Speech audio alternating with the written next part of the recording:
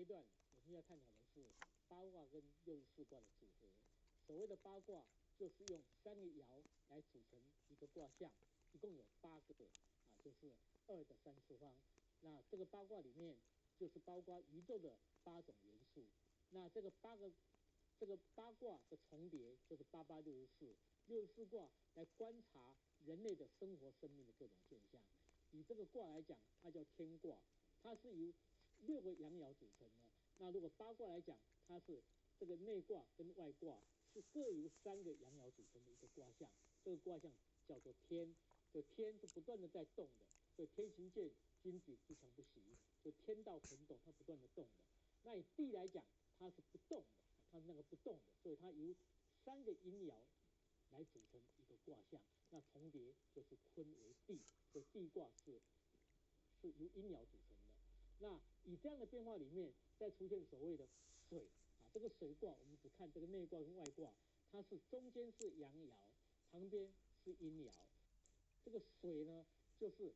中间很强看起来外表是很温和的，你让它变成什么，它变成什么。但如果它力量累积起来的时候，变成洪水的话，就无坚不摧了。所以这水卦是内部非常强，外表是温和的。但是2个水重叠的话，在古代，因为对于这个船呢不是很方便，所以碰到水的时候就碰到各种困难，所以水2个重叠一起叫做坎卦，代表艰难的意思。那这个火呢，正好是跟水颠倒它是本来是阴的就变成阳的，阳的变成阴的。那火是外表非常的明亮，但内部一定是没有力量的。我们看蜡烛，我们用手去切蜡烛中间的这个火是不会烫到的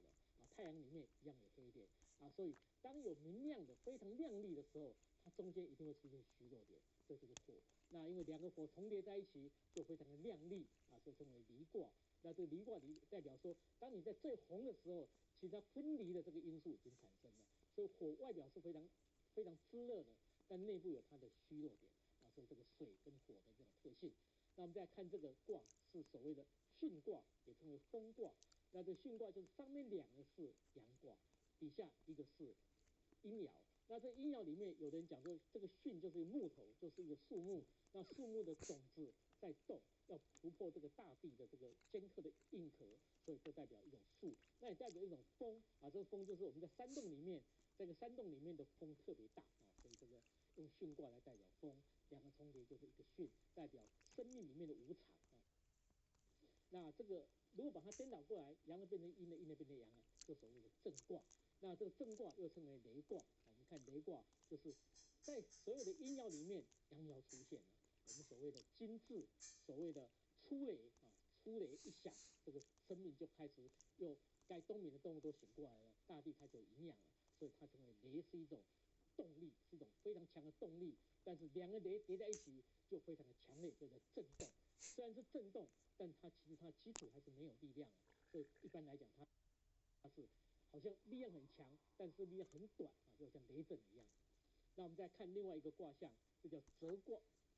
兑卦也称为泽卦。那这里看出它是2个阳爻在底下，然后上面有阴爻，阴爻是一个变化的，就好像一个湖水有湖水在变化一样。那这2个湖泽叠在一起的时候，就变成所谓的兑卦。那我们在湖边的时候，一般时候你心情都会看得很漂亮，很好所以这个兑也叫就是我们所谓的心悦诚服那个悦字一样就你在湖边看起来心里非常的爽快，但是呢，你还是动不得的，因为它阻碍蛮多的所以以前碰到这个湖泽，就区的是危险之地。虽然它看起来很稳重，但它有一种内藏的危机在里面的。那再把它倒过来呢，阳的变阴的，阴的变阳，就所谓的三卦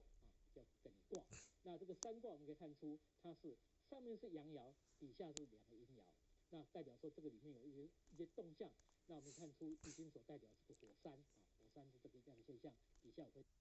很多的变化。探讨大概是冰河期以前的一个文化所以用火山来代表这个艮卦，2个山在一起。